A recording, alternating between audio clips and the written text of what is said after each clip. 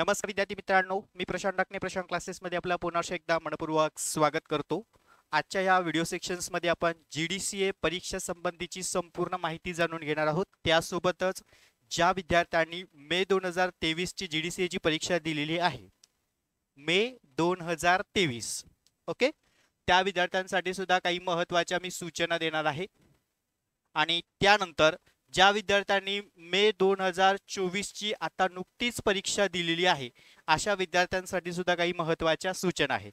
तत्पूर्वी तुम्ही जर आपल्या चॅनलला नवीन असाल तर आपला चॅनल नक्की सबस्क्राइब करा, बेल आयकॉनला क्लिक करा, जेणेकरून आपले नवनवीन महत्त्वपूर्ण व्हिडिओज हे तुमच्यापर्यंत पोहोचलेच पाहिजे. सगळ्यात महत्त्वाचं विद्यार्थी मित्रांनो, पहिलं मी ज्या महत्त्वाच्या सूचना आहेत त्या पहिल्या मी क्लिअर करतो. ओके, मग आपण GDCA विषयाकडे येऊया. नवीन अभ्यासक्रम घटकांविषयी चर्चा करणार आहोत. आता यामध्ये सगळ्यात महत्त्वाचा पॉइंट, ज्या विद्यार्थ्यांनी मे 2023 ला ची GDCA ची परीक्षा दिली होती, त्याचा रिझल्ट डिसेंबरमध्ये डिक्लेअर झालेला होता 23 ला, आणि त्यानंतर रिकाउंटिंग प्रोसेसिंग चालू होती. म्हणजे जे विद्यार्थी फेल झाले होते त्यांनी रिकाउंटिंग टाकलं, त्यांचा रिझल्ट डिक्लेअर झाला. आणि आता एक गोष्ट लक्षात घ्या, मे 2023 च्या विद्यार्थ्यांचे जे गुणपत्रक आहे आणि जे प्रमाणपत्रक आहे, ओके, एक लक्षात घ्या. तुम्ही म्हणाल की सर आम्ही तर आमचा ऑनलाईन रिझल्ट पाहिला आमच्या प्रोफाईल आयडी वरती, बरोबर की नाही? तर प्रोफाईल आयडी वरती तुम्ही तुमचा ऑनलाईन रिझल्ट पाहिलाय, पण जे ओरिजिनल मार्कशीट जे असतं ते तुम्हाला तुमच्या जिल्ह्याच्या संबंधित त्या ठिकाणी जे DDR ऑफिस आहे, म्हणजे जिल्हा उपनिबंधक कार्यालय आहे, त्या ठिकाणून तुम्हाला ते कलेक्ट करावं लागतं. पण तोही पॉईंट मी इथे क्लिअर करतो, कारण बरेचशा विद्यार्थ्यांचा तिथं गोंधळ उडतो. तर एक लक्षात घ्या, तुम्ही ज्या सेंटरला परीक्षा दिली आहे, म्हणजे आपल्याला GDCA चे टोटल त्या ठिकाणी केंद्र किती होते हो, जिल्हा किती होते, 16 सेंटर होते की नाही? मग ज्या 16 सेंटरला, मग यामध्ये तुम्ही सगळ्यात महत्त्वाचं मुंबई असेल, त्यानंतर ठाणे असेल, नाशिक असेल, त्याच्यानंतर नगर असेल, ओके. म्हणजे एक तुम्हाला फॉर एक्झाम्पल सांगतोय मी, ज्या विद्यार्थ्यांनी ज्या सेंटरला परीक्षा दिलेली आहे, म्हणजे ज्या जिल्ह्यात परीक्षा दिलेली आहे, त्या जिल्ह्याच्या जिल्हा उपनिबंधक कार्यालयामध्ये तुमचे मे 23 चे गुणपत्रक आणि प्रमाणपत्रक त्या ठिकाणी वाटपासाठी सुरू झालेले आहे. त्यामुळे एक गोष्ट लक्षात घ्या, ज्या ज्या विद्यार्थ्यांनी मे 2023 ला परीक्षा दिली आहे त्यांनी संबंधित जिल्हा उपनिबंधक कार्यालयाशी संपर्क साधून, आणि संपर्क साधत असताना त्या ठिकाणी सुरुवातीला तुमचं हॉल तिकीट आणि आधार कार्ड सोबत घेऊन चला त्या ठिकाणी, जेणेकरून तुम्हाला तुमचा रिझल्ट त्या ठिकाणी मिळेल. आणि या संबंधीचा मी स्पेशल व्हिडिओ चॅनलवरती अपलोड केलेलाच आहे, तो एकदा जाऊन व्यवस्थित बघा. त्यामध्ये मी प्रत्येक जिल्ह्याचे त्या ठिकाणी DDR ऑफिस आहे, त्या DDR ऑफिसचे पत्ते वगैरे त्यांनी त्या ठिकाणी PDF मध्ये दिलेले आहेत. आणि ही PDF आपल्याला GDCA ची जी सेकंड वेबसाईट आहे, जिथे तुमचा PDF रिझल्ट डिक्लेअर झालेला आहे, त्याच्यात खाली स्क्रोलिंगला जर तुम्ही आला, तिथं सेंटर आणि सिलेबस कंटेंट आहे, तर तिथे सेंटरला तुम्ही सिलेक्ट केलं की तिथे तुम्हाला पूर्ण जे 16 सेंटरची पत्ते आणि त्यांचा कॉन्टॅक्ट नंबर तिथे येणार आहे. पण शक्यतो तुम्ही या ठिकाणी विभागालाच कॉन्टॅक्ट करा, डायरेक्ट जाऊन समक्ष भेटा, जेणेकरून तुम्हाला त्या ठिकाणी तुमचा रिझल्ट मिळेल. ओके, तर ह्या रिझल्ट संबंधीची माहिती तुम्हाला मी सुरुवातीला ह्या लेक्चर्सला दिली की मे 2023 चे ज्या विद्यार्थ्यांनी परीक्षा दिलेली आहे, तर अशा विद्यार्थ्यांनी आपले गुणपत्रक आणि प्रमाणपत्रक संबंधित जिल्हा उपनिबंधक कार्यालयाशी त्या ठिकाणी तुमच्या जिल्ह्याच्या त्या ठिकाणी तुम्ही संपर्क साधून तुमचा रिझल्ट घ्यायचा आहे. मग आता एखादा विद्यार्थ्यांनी जर अहमदनगरचा विद्यार्थी असेल, ओके, आणि त्याने मुंबईला फॉर्म फिलअप केलेला होता, मग त्याला रिझल्ट मुंबईच्या जिल्हा उपनिबंधक कार्यालयाला भेटेल. त्याचं कार्यालय बँड्रा इथे आहे. ओके, मग तो जरी नगरचा असला तरी त्याने जे परीक्षा केंद्र निवडलं होतं, जे परीक्षा केंद्र त्याने निवडलं असणार आहे, तर त्याच ठिकाणी त्याला त्या जिल्हा उपनिबंधक कार्यालयाचे संपर्क साधून त्याचा 23 चा रिझल्ट त्याला घेणं आवश्यक आहे. ओके, जेवढं शक्य होईल लवकरात लवकर तुम्हाला त्या ठिकाणी घेणं गरजेचं आहे. आता हे झालं रिझल्ट घेण्याच्या बाबतीमध्ये. मग आता सर आम्ही तर GDCA परीक्षा क्वालिफाईड झालोय, मग आता आम्ही 23 ची परीक्षा क्वालिफाईड झाल्यावरती आम्ही काय करायचं? तर सगळ्यात महत्त्वाचा पॉईंट पहिला समजून घ्या. तर तुम्ही संबंधित जिल्हा मध्यवर्ती बँका, पतसंस्था, नागरिक सहकारी बँका, इतर बँकांच्या वॅकन्सी चालू असतात, तर त्यालाही तुम्ही ट्राय करू शकतात. दुसरा पार्ट, ज्यांना सर्टिफाईड ऑडिटरसाठी इंटरेस्टेड असतील तर त्यांनी काय करा, 23 च्या बॅचची सांगतोय मी. त्यांनी काय करा, जी आपलं पॅनल लिस्टेड यादी टाकलेली आहे मी चॅनलवरती, ओके, तर त्या संबंधीचा व्हिडिओ पण मी तुम्हाला डिस्क्रिप्शन्समध्ये देतो पॅनल व्हिडिओचा, त्यामध्ये पूर्ण ती PDF कुठनं डाउनलोड करायची. मग तुमच्या जिल्हा वाईज त्या ठिकाणी chartered accountant CA, only chartered accountant CAची जी फर्म्स असेल त्याच्याशी तुम्ही कॉन्टॅक्ट करून त्या ठिकाणी तुम्हाला जॉईनिंग मिळते का प्रॅक्टिससाठी ते बघा. ओके, ज्यांना ऑडिटिंग सेटअपसाठी इंटरेस्ट असेल अशा विद्यार्थ्यांसाठी सांगतोय. ओके, तर हा एक पॉईंट झाला. आता हे झालं पासच्या विद्यार्थ्यांच्या बाबतीमध्ये. एक लक्षात असू द्या, जे विद्यार्थी मे 2023 ची परीक्षा क्वालिफाईड झालेले आहे अशा विद्यार्थ्यांनी आपले संबंधित गुणपत्रक आणि प्रमाणपत्रक जिल्हा उपनिबंधक कार्यालयाशी संपर्क साधून, ज्या जिल्ह्यात तुम्ही परीक्षा दिली आहे त्या जिल्ह्याच्या जिल्हा उपनिबंधक कार्यालयाशी संपर्क साधून ते रिझल्ट कलेक्ट करायचे. आता जे विद्यार्थी फेल झालेले आहेत, मग तुम्ही म्हणाल की सर आता जर आम्ही 23 ची परीक्षा फेल झालोय हो, बरोबर की नाही, मग आता 23 ची परीक्षा जर आम्ही फेल झालो असेल तर तरी आम्ही मार्कशीट घेऊन यायचंय का? तर अशा विद्यार्थ्यांना जर मे 2025 ची परीक्षा द्यायची असेल, काही कारणास्तव त्यांची राहून गेली असेल 24 ची परीक्षा द्यायची, फेल झालेले असतील 23 चे, तर त्यांचे ज्या ज्या विषयामध्ये 50% मार्क्स आहे तर ते एक्झामसाठी तुम्हाला तुमचं गुणपत्रक असणं आवश्यक आहे. हे मी आधीच क्लिअर करतो. हा पॉईंट खूप महत्त्वाचा आहे. जे विद्यार्थी फेल झालेले असतील, ज्यांना 25 ला परीक्षा द्यायची असेल, तर अशा विद्यार्थ्यांकडे त्यांचं जे फेलचं मार्कशीट आहे ते असणं आवश्यक आहे, कारण एक्झाम्शन घेण्यासाठी आपल्याला तिथे PDF फाईल अपलोड करावी लागते मार्कशीटची. हा पहिला पॉईंट इथे क्लिअर करतो. ओके, चला इथपर्यंत हे झालं तुमचं 23च्या सेक्शनच्या बाबतीमध्ये. चला 23च्या मुलांना सूचना कळाली व्यवस्थित? ठीक आहे, संबंधित मेसेज आपल्या व्हॉट्सअपला आलेलेच असतील, तुम्हाला मी व्हिडिओ पण शेअर केलेला आहे. जे आपले बॅचेसचे विद्यार्थी असतील त्यांनी लवकरात लवकर जाऊन त्या ठिकाणी रिझल्ट कलेक्ट करून घ्या. आता दुसरा आपला महत्त्वाचा मुद्दा असणार आहे मे 2024चा, जी आत्ताच नुकतीच मे महिन्यामध्ये परीक्षा झाली आणि ह्या परीक्षेमध्ये जर आपण क्वेश्चन पेपरचं ॲनालिसिस केलं तर अतिशय सोप्या क्वेश्चन पेपर होत्या.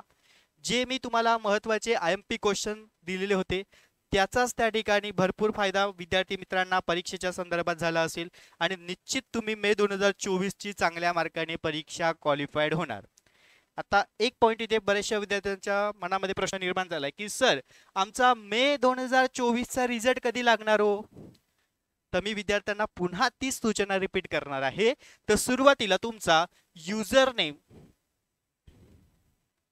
आणि पासवर्ड हा जपून ठेवा रे, हा खूप महत्वाचा आहे. तुमचा युजर नेम आणि पासवर्ड तुम्ही जतन करून ठेवा, कुठेतरी लिहून ठेवा. जर लक्षात राहत नसेल तर मला व्हॉट्सअपला सेंड करा, विश्वास असेल तर.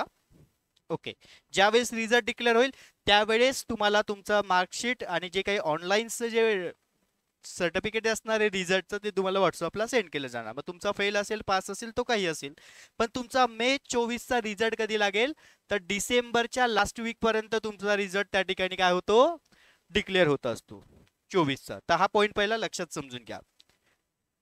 ओके, आता जून चालू आहे, डिसेंबर पर्यंत तुमचे रिझल्ट त्या ठिकाणी डिक्लेअर होत आहेत. त्याच्यामुळे आता मध्यंतरीमध्ये कोणीही विचारणार नाही की सर रिझल्ट कधी आहे. Point clear.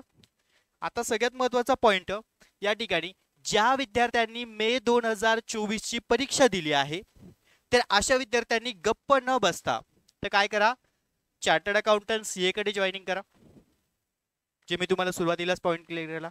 दुसरं, तुमचं BCom MCom किंवा कोणती पदव्युत्तर पदवी झालेली असेल तर त्या ठिकाणी बँकिंग रिक्वायरमेंटच्या काही वॅकन्सी चालू असतात, त्याला ट्राय करा. त्यासाठी आपल्याकडे मेंबरशिप आहे 350 मध्ये. तर तुम्हाला ज्या जाहिराती वगैरे येतात बँकिंगच्या असतील, काही कॉपरेटिव्ह सेक्टरमधल्या असतील किंवा काही त्या ठिकाणी प्रायव्हेट सेक्टरमधल्या पदं असतील तर त्याच्या संबंधित जी काही बँक वॅकन्सी असेल किंवा जॉब रिलेटेड ज्या काही वॅकन्सी असतील तर तुम्हाला व्हॉट्सअपला आम्ही त्या ठिकाणी सेंड करत असतो. हा एक पॉईंट लक्षात घ्या. ज्यांना मेंबरशिप जॉईन करायची असेल तर स्क्रीनवरती जो आपला नंबर दिसतो आहे 85 30 80 42 74 यावरती तुम्ही फोन पे गुगल पे करू शकता आणि 350 रुपये पे करायचे. त्याच्यानंतर त्या ठिकाणी तुम्ही तुमचा रिझ्यूम पाठवायचा. तुमच्या रिझ्यूमच्या बेसिसवरती तुमच्या जिल्ह्यावाईज काय वॅकन्सी असल्या की आम्ही त्या तुम्हाला व्हॉट्सअपला सेंड करणार. कारण बरेचशा विद्यार्थ्यांच्या धकाधकीच्या जीवनामध्ये ह्या सगळ्या गोष्टी त्यांच्या लक्षात येत नाही. एखादी वॅकन्सी बँकेत येते ती त्यांच्यापर्यंत पोहोचत नाही आणि दिलेल्या बँकेच्या वॅकन्सीमध्ये जे नियम आहे, अटी आहे, पात्रता आहे त्या प्रत्येक विद्यार्थ्याने व्यवस्थितरित्या वाचून घेणं गरजेचं आहे. ओके, आणि मग नंतर जी बँक प्रोसेसिंग सिलेक्शन जे काय असेल किंवा जे काही जॉबचं सिलेक्शन प्रोसेसिंग असेल त्यांच्याशी तुम्ही त्या ठिकाणी कम्युनिकेशन करून तुमचं सिलेक्शन बेसिस कसं असेल त्या बेसिसवरती तुम्ही त्या ठिकाणी प्रयत्न करणं आवश्यक आहे. पण सगळ्यात महत्त्वाचं गप्प बसायचं नाही, हा महत्त्वाचा पॉईंट आहे. तुम्ही चार्टर्ड अकाउंटंट CA कडे जॉईनिंग करा, ITR अकाउंटिंग ऑडिटिंग पार्ट शिका, जे GDCA क्वालिफाईड आता होतील 24चे कॅन्डिडेट. ओके, तर आता आपण 24च्या कॅन्डिडेटला ही सूचना दिल्या आहेत, तर प्रत्येकाला ती सूचना व्यवस्थित कळाली असेलच. आता येऊया आपल्या महत्त्वाच्या पॉइंटकडे, GDCA परीक्षा.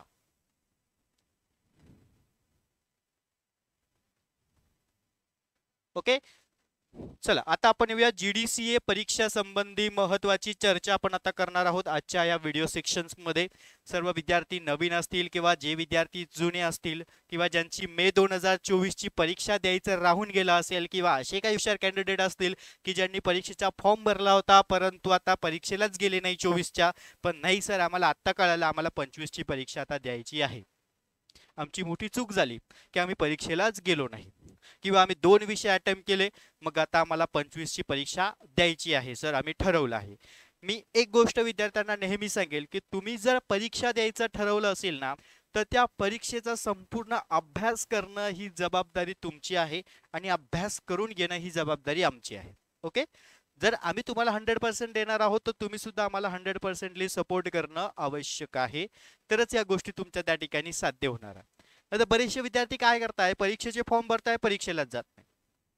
दुसरा पॉइंट, 2 विषय देत आहेत, पुढचे 3-4 विषय आम्ही पुढच्या वर्षी देऊ. अरे त्याच्यासाठी काही नियम आहेत, त्या नियमांचं देखील तुम्ही पालन करणं आवश्यक आहे.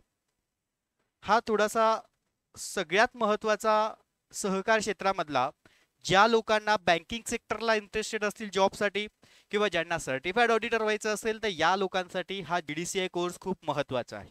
हा पहिला पॉइंट समजून घ्या. ओके, तर सगळ्यात महत्त्वाचा मुद्दा, GDCA परीक्षा ही कुणासाठी महत्त्वाची आहे आणि का महत्त्वाची आहे हे पहिले मी क्लिअर करतो. ओके, कारण बरेचशा विद्यार्थ्यांचे जेव्हा इन्क्वायरी सेक्शनला कॉल येतात तेव्हा विचारतोय की GDCA परीक्षा का देत आहेत, की नाही सर आम्हाला कोणीतरी सांगितलं आहे ही परीक्षा दे. तर विद्यार्थी मित्रांनो, पहिला पॉइंट मी तुमचा इथे क्लिअर करतो की 2 सेक्टरमध्ये.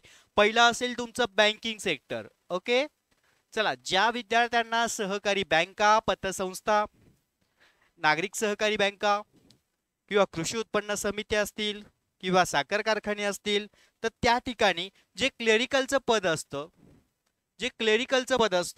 किंवा काही मॅनेजर लेवलचं जे पद असणार आहे किंवा जे मॅनेजर लेवलचे पद असणार आहे, तर ह्या पदांसाठी तुम्हाला जी शैक्षणिक पात्रतांमध्ये, लक्षात घ्या, शैक्षणिक पात्रतांमध्ये तुम्हाला जर त्यांनी म्हटलं, समजा आता काही ठिकाणी बँकांमध्ये काही संस्थांमध्ये शैक्षणिक पात्रता कशी असते रे, ओनली BCom.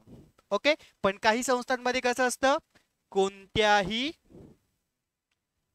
शाखेतील पदवी. ओके, कोणत्याही शाखेतील पदवी. मग जर तुमच्याकडे कोणत्याही शाखेतील पदवी आणि प्लस त्यांनी शैक्षणिक मध्ये तुम्हाला GDCA दिलं, ओके, तर तुम्हाला GDCAचा बेनिफिट होणार की नाही, बरोबर की नाही. तर हा महत्त्वाचा पॉइंट आहे.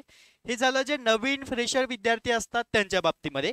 पण आणखीन यामध्ये एक पॉइंट ऍड केलेला असतो, तो म्हणजे काय की अनुभव. मग तुम्ही म्हणाल की सर आता इथे अनुभव त्यांनी 2 वर्ष विचारले आहे, 3 वर्ष विचारले आहे, 4 वर्ष विचारले आहेत. आता ज्या पदानुसार ते अनुभव विचारत असतात, तर तुम्ही सगळ्यात महत्त्वाचं या ठिकाणी प्रयत्न करणं आवश्यक आहे.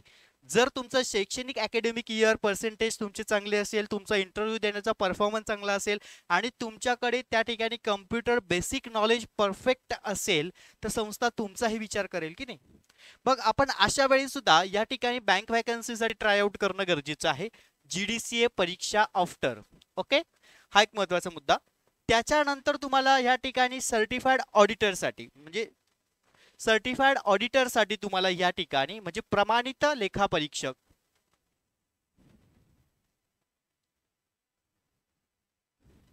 ओके, तर सर्टिफाईड ऑडिटर साठी सुद्धा तुम्हाला कंपल्सरी GDCA केलेला आहे. तर याच्यामध्ये तुमची कोणत्याही शाखेतील पदवी पाहिजे.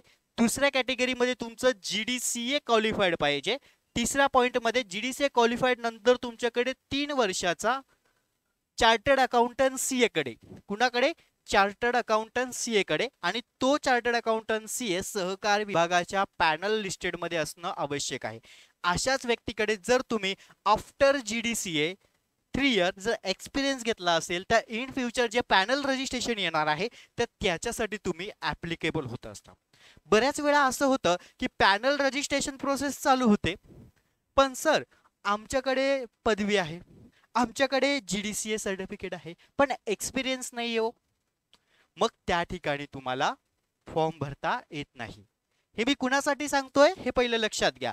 ज्या विद्यार्थ्यांनी ऑक्टोबर 21, इकडे लक्ष द्या, ऑक्टोबर 21, मे 22, मे 23 आणि मे 24, आता ज्या मे 24च्या परीक्षा झाल्या त्या विद्यार्थ्यांनी पण लक्षात ठेवा, ऑक्टोबर 21, मे 22, मे 23 आणि मे 24 या विद्यार्थ्यांनी चार्टर्ड अकाउंटंट सीएच्या फॉर्म्स त्या ठिकाणी सर्चिंग केल्या पाहिजे. आणि सर्च करण्याची काही तुम्हाला गरज नाहीये, त्या ठिकाणी ऑलरेडी पॅनल लिस्टेड यादी आलेली आहे, त्यामध्ये चार्टर्ड अकाउंटंट सीएचे फर्म्स, त्यांचे कॉन्टॅक्ट नंबर तुम्हाला दिलेले आहे. तुम्ही त्यांच्याशी संपर्क साधून त्या ठिकाणी ॲज अ एक ट्रेनी म्हणून तुम्ही त्या ठिकाणी जॉईनिंग करू शकता. दॅन आफ्टर 3 इयर्स तुम्हाला त्या ठिकाणी त्याचा एक्सपिरियन्स जो असणार आहे तो तुम्हाला त्याचा बेनिफिट नक्कीच त्या ठिकाणी होणार. पॅनल रजिस्ट्रेशनच्या बाबतीत सांगतोय, ज्यांना प्रमाणित लेखापरीक्षक सर्टिफाईड ऑडिटर व्हायचं असेल तर हा एक पॉइंट आहे. आता तिसरा बेनिफिट काय असतो रे बाबा GDCAचा, की सर आम्ही सहकारी संस्थेमध्ये क्लेरिकल पदावर आहे, वरिष्ठ किंवा कनिष्ठ पदावरती कार्यरत आहे, पण आम्हाला आमच्या संस्थेने सांगितलं आहे की तुमच्या पगारामध्ये जर इम्प्रूव्हमेंट करायची असेल, वाढ करायची असेल, की तुम्हाला बढती प्रमोशन पाहिजे असेल, तर अशा वेळेस तुम्ही GDCA हा कोर्स कंप्लीट करा. हे जर सहकारी संस्थेच्या बायलॉज मध्ये उपविधीमध्ये असेल की संस्थांच्या कर्मचारी वर्गांना बढती प्रमोशन देण्यासाठी शैक्षणिक पात्रता कशी असावी, तर त्याचा उल्लेख त्यामध्ये असेल आणि तुम्हाला संस्थेने ते कंपल्सरी केलेलं असेल कर्मचारी वर्गांना, तर त्यांना GDCA परीक्षा देणं गरजेचंच आहे आणि कंपल्सरी आहे. हा एक पॉईंट समजून घ्या. GDCA व्यतिरिक्त सुद्धा आणखीन काही परीक्षा आहे, JIIB आहे, CIIB आहे, PGDBM आहे आणि अर्बन बँकिंग कॉपरेटिव्हचा पण सर्टिफाईड डिप्लोमा कोर्स आहे. तर याच्या सुद्धा बॅचेस आपल्याकडे अवेलेबल आहेत. तर ज्या विद्यार्थ्यांना जॉईन करायचं असेल तर स्क्रीनवर नंबर दिलेला आहे, त्यावरती तुम्ही कॉन्टॅक्ट करू शकतात. ओके, पण आपला मेन विषय काय आहे GDCAचा, हा पॉईंट पहिला क्लिअर करायचा. आता हा पॉईंट तुमचा क्लिअर झाला की आपल्याला कुठे ऑपॉर्च्युनिटी आहे, क्लिअर. ओके, चला आता आपण येऊया सगळ्यात महत्वाचं, सर GDCA परीक्षेसाठी एकूण किती विषय असतात हो. चला GDCA परीक्षेसाठी एकूण किती विषय रे, एकूण विषय एक्झाम सब्जेक्ट 6. ओके, आणि जे तुमचं माध्यम आहे म्हणजे मीडियम जे असणार आहे ते कसं आहे बघा, मराठी पण आहे आणि इंग्लिश पण आहे. आता इथे बरेचशा मुलांचा प्रॉब्लेम हा होतो की सर आम्ही फॉर्म भरताना इंग्लिश मीडियम मध्ये भरलाय, आम्ही फॉर्म भरताना मराठी मीडियम भरलाय. अरे राजा, तू इंग्लिश मध्ये आणि मराठीमध्ये फॉर्म कोणत्या वेबसाईटवर भरलाय, हा महत्वाचा पॉईंट आहे ना. कारण फॉर्म भरताना तुम्हाला तिथे कोणतंच माध्यम किंवा मीडियम येत नाही, तर तुम्हाला क्वेश्चन पेपर ही कंबाईन असते. मराठी इंग्रजी दोन्ही क्वेश्चन पेपर तुम्हाला कशी असणार आहे, कंबाईन असणार आहे, बरोबर. जर कंबाईन क्वेश्चन पेपर तुम्हाला असेल तर ऑन द स्पॉट तुम्हाला एक्झामच्या वेळेस काय करावं लागेल, जर तुम्ही मराठीत अभ्यास केला असेल तर तुम्हाला मराठीचंच लँग्वेज सिलेक्ट करावी लागेल. ओके, आणि जर तुम्ही इंग्लिशचा पेपर रेफर केला असेल तर तुम्हाला इंग्लिशचीच क्वेश्चन पेपर त्या ठिकाणी रेफर करावे लागेल. हा पहिला पॉईंट क्लिअर झाला, कारण यामध्ये माध्यम इज व्हेरी इम्पॉर्टंट पार्ट्स असणार आहे. त्याच्यानंतर तुम्हाला पासिंग कॅटेगरी कितीचा असतो हा महत्वाचा पॉईंट आहे. चला पासिंग कॅटेगरी किती आहे. आता बरेचशा विद्यार्थ्यांचा भ्रम काय आहे की सर आम्ही 3 पेजेस उत्तर लिहिलं, 14 मार्काचा प्रश्न आहे म्हणजे आम्हाला 14 पैकी 14 मिळतील. तर असं नाही, तुम्हाला जो प्रश्न विचारला आहे त्या प्रश्नामध्ये वैशिष्ट्य विचारले असतील, महत्त्व विचारले असतील, व्याख्या विचारले असतील, तर त्याच मेथडने तुम्हाला त्या क्वेश्चनचं आन्सर लिहिणं आवश्यक आहे. इथे तुमचा पेज मॅटर करत नाही, तर तुम्ही काय उत्तर लिहिताय ते मॅटर करत असतो. तर पर सब्जेक्ट तुम्हाला किती मार्क्स पडायचे आहे, 40 मार्क पडायचे आहे. पण आपण आपल्या क्लासच्या विद्यार्थ्यांना काय सांगतो की तुम्हाला पर सब्जेक्ट टार्गेट किती ठेवा, 50चं ठेवा, तरच तुम्ही काय करणार, 40 क्रॉस करणार. पण आपले विद्यार्थी ही हुशार असतात, काय करतात की सर आम्ही रिकामी जागा, जोड्या लावा, चुक्की बरोबर आणि एखादा लॉंग क्वेश्चन लिहून येतो म्हणजे आमचे 40 मार्क काय होतील, क्वालिफाईड होतील. पण तुम्ही 40 मध्ये क्वालिफाईड होणार का हो, तर नाही होणार ना. तुम्हाला पर्सेंटेज किती पाहिजे, 50% पाहिजे. कारण एक्झम्पशन रूल आपला काय सांगतो, एक्झम्पशन रूल काय सांगणार आहे, जर एखाद्या वेळेस बाय चान्स एखादा विद्यार्थी फेल झाला, एक लक्षात घ्या, समजा आता 24च उदाहरण घेऊया आपण, 2024 मेचा एखाद्या कॅन्डिडेटने परीक्षा दिली आहे आणि तो काही कारणास्तव फेल झाला आहे. ओके, डिसेंबरमध्ये तुमचा रिझल्ट डिक्लेअर होणार आहे आणि तो जर फेल झाला आणि त्याला 25ला त्या ठिकाणी जर फॉर्म फिलअप करायचं असेल आणि फॉर्म फिलअप करताना आपले विषय किती सांगितले आहेत, 6 आहे ना, 1 2 3 4 5 आणि 6. ओके, तर हे 6 सब्जेक्ट जे तुमचे असणार आहे, म्हणजे 1 2 3 4 5 आणि 6, यामध्ये पेपर 1 त्याला पडले या ठिकाणी 45 मार्क्स, पेपर 2 ला याला पडले 50 मार्क, पेपर 3 ला याला पडले 20च मार्क. ओके, आणि बाकीचे 50, पेपर 5 60 आणि पेपर 6 61. आता इकडे लक्ष द्या, मी 50% का सांगतो, तर ज्या विषयामध्ये त्याला 50%च्या पुढे मार्क्स आहे तर ते विषय तो काय करेल, एक्झम्पशन म्हणून मागेल की नाही 25ला. पण आता त्याला पेपर 1 ला 45च पडले, तो 50% मध्ये बसतो का रे, नाही बसत ना. मग 50% मध्ये बसत नाही तर तो त्याला पुन्हा 25ला पेपर द्यावा लागणार आहे, प्लस पेपर नंबर 3 पण त्याला पुन्हा द्यावा लागणार आहे. म्हणून ह्या गोष्टी खूप महत्त्वाच्या आहेत नवीन विद्यार्थी अभ्यास करणारे त्या संबंधी. आणि आता नवीन घटकांवरती नवीन सिलेबस अपडेटेड नुसार तुम्हाला त्या ठिकाणी नोट्स मिळतील, त्याचं तुम्ही टेन्शन घेऊ नका. आपल्या क्लासेसच्या बॅचेस चालू झालेल्या आहेत. ज्या विद्यार्थ्यांना बॅच जॉईन करायचे असेल तर सगळ्यात महत्त्वाचं स्क्रीनवरती तुम्हाला नंबर दिसतोय, त्या नंबरवरती तुम्ही कॉन्टॅक्ट करून बॅच त्या ठिकाणी आपली बुक करू शकतात. सगळ्यात महत्त्वाचं तुम्हाला सप्टेंबर पर्यंत तुम्हाला लास्ट वीक पर्यंत क्लासच्या प्रिंटेड नोट्स त्या ठिकाणी शॉर्ट नोट्स नवीन सिलेबस नुसार जे विद्यार्थी आता जॉईनिंग करतील तर त्या विद्यार्थ्यांना सप्टेंबर सेक्शन मध्ये शॉर्ट नोट्स प्रिंटेड आपल्या क्लासच्या नवीन सेक्शन वाईज त्या ठिकाणी प्रोव्हाइड केले जातील आणि त्या तुम्हाला घरपोच त्या ठिकाणी दिल्या जातील. ओके, जे बॅच आता जॉईन करतील त्या विद्यार्थ्यांसाठी. ओके, तर ज्या विद्यार्थ्यांना बॅच सेक्शन जॉईन करायची असेल तर स्क्रीनवर नंबर दिलेला आहे त्यावरती कॉन्टॅक्ट करा. आणि ज्या विद्यार्थ्यांनी आता बॅच जॉईनिंग केलेले आहेत तर अशा विद्यार्थ्यांनी टेन्शन घेऊ नका, तुम्हाला सप्टेंबरच्या लास्ट वीक पर्यंत तुमच्या घरपोच त्या ठिकाणी तुम्हाला त्या आमच्या बेसिक नोट्स असणारे प्रिंटेड न्यू सिलेबस अपडेटेड तुम्हाला त्या ठिकाणी मी घरपोच देणार आहे. हा एक पॉईंट या ठिकाणी मी क्लिअर करतो. ओके, तर सगळ्यात महत्त्वाचं GDCA परीक्षेसंबंधीचा तुमचा डाऊट त्या ठिकाणी क्लिअर झाला. कारण बरेचसे विद्यार्थी परीक्षा द्यायची म्हणून देत आहेत, टाइमपास म्हणून देत आहेत. तर विद्यार्थी मित्रांनो, टाइमपास म्हणून परीक्षा देऊ नका, थोडंसं सिन्सिअर व्हा त्यामध्ये आणि त्या परीक्षेतून आपल्याला काय बेनिफिट होणार आहे याच्याकडे लक्ष द्या. तुम्हाला सर्टिफाईड ऑडिटरसाठी भरपूर सारी संधी आहेत. तुमचं जर त्या ठिकाणी BCom झालं असेल, MCom झालं असेल किंवा कोणत्याही शाखेतील तुम्ही पदवीधर असाल किंवा पदव्युत्तर पदवीधर असाल तर डिटेल्स तुमच्या जिल्ह्यामध्ये किंवा तालुक्यामध्ये ज्या काही सहकारी बँका असतील, पतसंस्था असतील, इतर महत्त्वाच्या नागरिक सहकारी बँका असतील तर त्यांच्याशी तुम्ही कॉन्टॅक्ट करून किंवा त्यांच्या न्यूजपेपर्सवरती जाहिराती येतात त्याच्याशी त्या गोष्टी तेवढ्या रेफर करा. जर तुम्हाला त्या गोष्टी शक्य होत नसतील तर आपल्याकडे मेंबरशिप नंबर्स आहेत, तर तुम्हाला 350 मध्ये या सगळ्या गोष्टी मी त्या ठिकाणी प्रोव्हाइड करत असतो. याची 1 इयरची मेंबरशिप असणार आहे. ज्या विद्यार्थ्यांना पाहिजे असेल तर ते विद्यार्थी या ठिकाणी जॉईन करतील.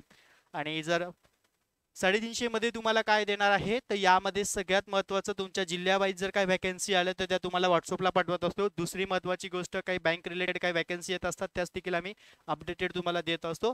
इंटरव्ह्यू सेक्शन्स कसा हँडल करायचा या गोष्टी सुद्धा मार्गदर्शन तुम्हाला त्यामध्ये केलं जातं. त्यामुळे ज्या विद्यार्थ्यांना या पॉईंटची आवश्यकता असेल तर ते त्या ठिकाणी जॉईन करू शकतात. मेंबरशिप फी आपली 350 रुपये आहे ओनली. आणि सगळ्यात महत्त्वाचा पॉईंट विद्यार्थी मित्रांनो, आपल्याकडे GDCA, GIIB, CIIB, PGDBM त्यासोबतच त्या ठिकाणी जो कॉपरेटिव्ह बँकिंग अर्बनचा जो कोर्स आहे तो आपला तर जुलै सेक्शनला स्टार्ट होतोय. तर ज्या विद्यार्थ्यांना जॉईन करायचं असेल तर स्क्रीनवरती नंबर दिला आहे त्यावरती तुम्ही कॉन्टॅक्ट करून जॉईन करू शकतात. त्यासोबत सगळ्यात महत्त्वाचा पॉईंट तुम्ही अभ्यासाला वेळ देणं गरजेचं आहे. ज्या विद्यार्थ्यांना GDCA परीक्षा द्यायची आहे तर अशा विद्यार्थ्यांना मी पॉईंट क्लिअर करतो की विद्यार्थी मित्रांनो, तुम्ही आपला वेळ वाया घालवू नका. जो तुमचा आत्ता सध्या लेटेस्ट मधला वेळ चालू आहे तो वेळ तुम्ही अभ्यासाला द्या. आणि सगळ्यात महत्त्वाचा पॉईंट, तुम्हाला नवीन अपडेटेड मी सगळ्या गोष्टी त्या ठिकाणी देणार आहे. त्यामुळे प्रॉपरली आपला वेळ आपल्याला अभ्यासासाठी लावायचा आहे. त्याच्यामुळे ज्यांना बॅच जॉईन करायचं आहे किंवा याआधी त्यांनी इन्क्वायरी केलेली असतील तर अशा विद्यार्थ्यांसाठी पुन्हा एक संधी मी त्या ठिकाणी उपलब्ध करून दिलेली आहे. तर लवकरात लवकर तुम्ही जॉईनिंग करू शकता आणि आपल्याला सेक्शन वाईज आता अपडेटेड अभ्यास स्टार्ट आउट करायचा आहे. खूप साऱ्या गोष्टी तुम्हाला यामध्ये शिकण्यासाठी आणि आपल्याकडे कालावधी पण भरपूर आहे. त्यामध्ये मी तुम्हाला प्रॅक्टिकल सेक्शन पण कव्हर अप करून घेत असतो, जेणेकरून तुम्हाला इन फ्युचर जॉबच्या दृष्टीने तुम्हाला त्या ठिकाणी कोणतीच अडचण येत नाही. तर सर्व विद्यार्थ्यांना आजचं हे व्हिडिओ सेक्शन व्यवस्थित समजलं असेल. GDCA कोर्स विषयी माहिती तुम्हाला झाली असेल. माध्यम GDCAचं मराठी इंग्रजी दोन्ही असतं. तुम्ही दोन्ही लँग्वेजमध्ये जर तुम्हाला त्या ठिकाणी कन्फ्युजन होत असेल तर मला तुम्ही कॉल करू शकतात. तुम्हाला त्याचं मार्गदर्शन मी करेल, त्याचं टेन्शन तुम्ही घेऊ नका. दुसरी महत्त्वाची गोष्ट, जे महत्त्वाचे मी IMP क्वेश्चन देईल त्याच्याकडे जास्त व्यवस्थित फोकस करा. परीक्षा ओरिएंटेड येणारे सर्व क्वेश्चन्स मी तुम्हाला त्या ठिकाणी देत असतो. ओके, त्याचा तुम्ही बेनिफिट घ्या. ओके, सर्व विद्यार्थ्यांना ऑल द बेस्ट. धन्यवाद.